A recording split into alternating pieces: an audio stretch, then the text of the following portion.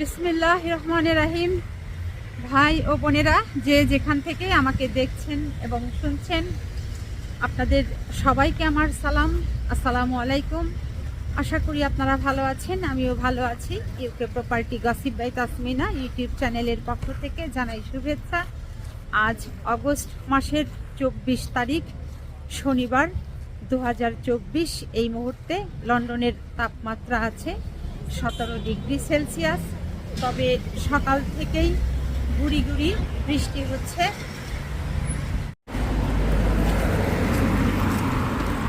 গতকালকে বাংলাদেশের একজন অবসরপ্রাপ্ত বিচারপতি শামসুদ্দিন মানিক সবুজ কলাপাতায় শুয়ে আছে।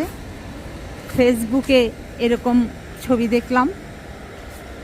ছবিটি দেখে আসলেই খুব মর্মাহত হলাম, ব্যথিত হলাম, লজ্জিত হলাম।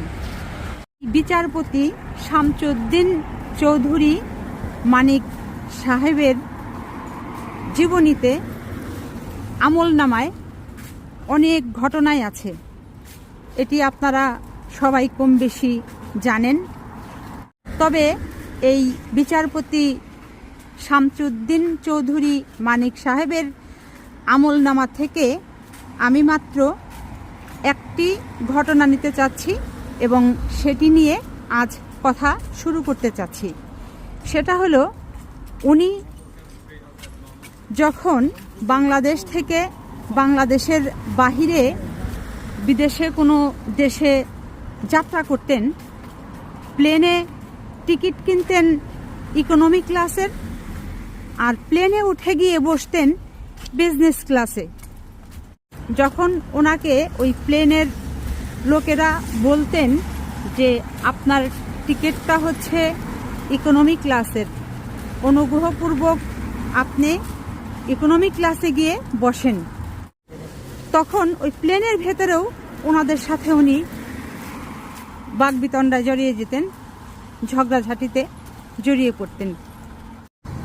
তো প্লেনের ভেতরেও ইকোনমি ক্লাসের টিকিট কিনে বিজনেস ক্লাসে বসা সেই মানুষটার নাম হচ্ছে এই বিচারপতি শামসুদ্দিন চৌধুরী মানিক। আপনি যেভাবে কলাপাতার উপরে শুয়ে আছেন, তাতে মনে হচ্ছে যে আপনার শরীরে হয়তোবা 6টা খানি মাংস আছে আর কঙ্কালের কিছু হাড়। আপনি কোন আক্কেলে এই সিলেট জেলার সীমান্ত দিয়ে পালাতে গেলেন ভারতে?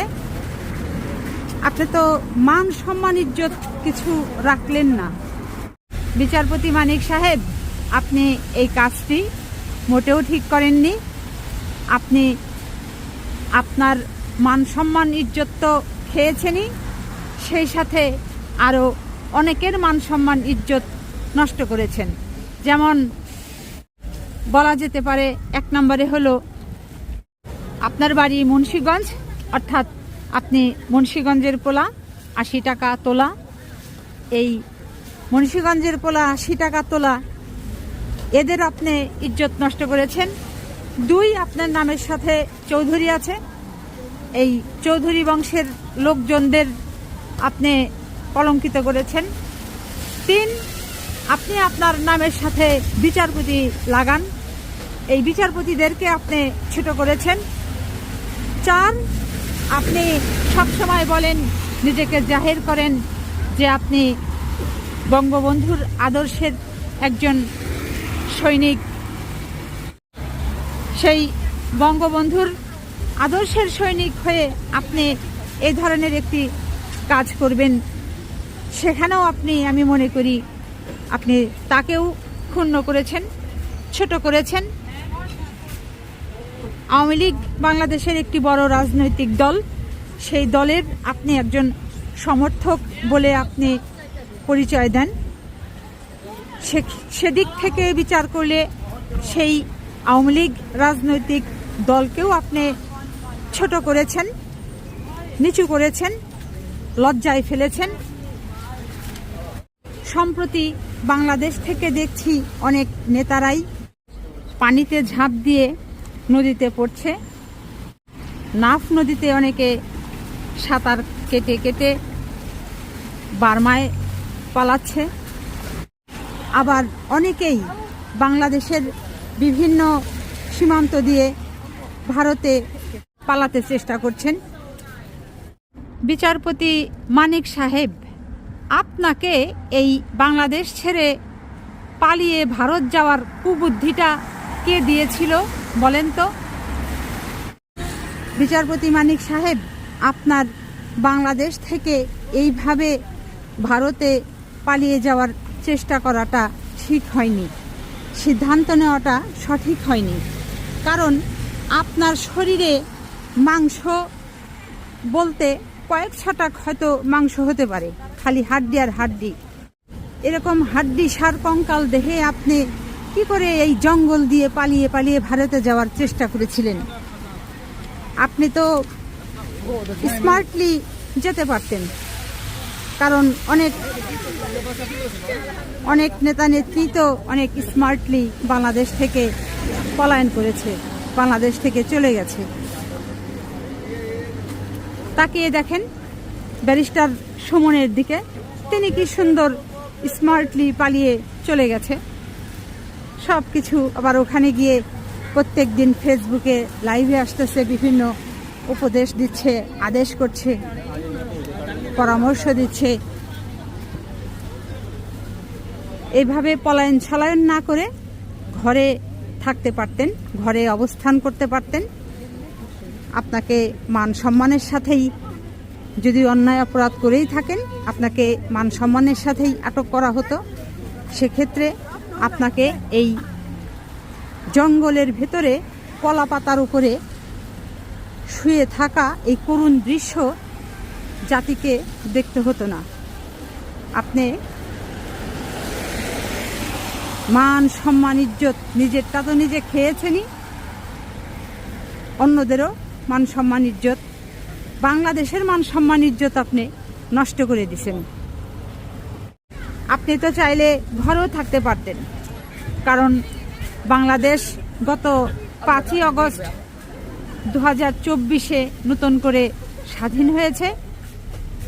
আর আপনি পলায়ন করতে গিয়ে ধরা খেলেন 23শে আগস্ট, অর্থাৎ প্রায় 17 দিন পর আপনার এই বেহাল দশা, বেহাল গতি।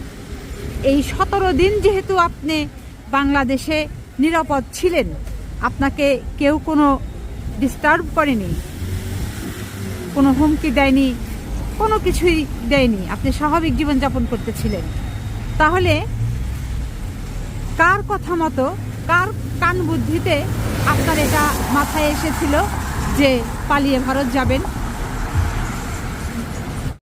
এখানে একটি বিষয় আমার ঠিক বোধগম্য নয়, আমার বুঝে আসে না যে গত 5ই আগস্ট 2024 সাল থেকে বাংলাদেশ থেকে ভারতে চলে যাবার, পালিয়ে যাবার হিড়িক পড়েছে কেন? সে দেশ কি আপনাদের জন্য নিরাপদ? কারণ হলো, কয়েক মাস আগেও তো বাংলাদেশের একজন এমপি আনার কলিকাতায় গিয়ে খুন হয়েছেন, তাকে টুকরো টুকরো করে হত্যা করা হয়েছে। তাহলে সে দেশ আপনাদের জন্য নিরাপদ কি করে হয়? হায় রে বিচারপতি মানিক সাহেব, এমন মানকাচিপায় পড়েছেন, আপনার জন্য সত্যিই আফসোস হয়। যেগুলো শপিং করার ছিল সব শপিং করা মোটামুটি শেষ, এবার বিদায়ের পালা, বিদায় নিব। সবাই ভালো থাকবেন, সুস্থ থাকবেন এবং আমার জন্য দোয়া করবেন। আমার এই চ্যানেলটিতে লাইক, কমেন্ট, শেয়ার ও সাবস্ক্রাইব করবেন। আসসালামু আলাইকুম, আল্লাহ হাফেজ।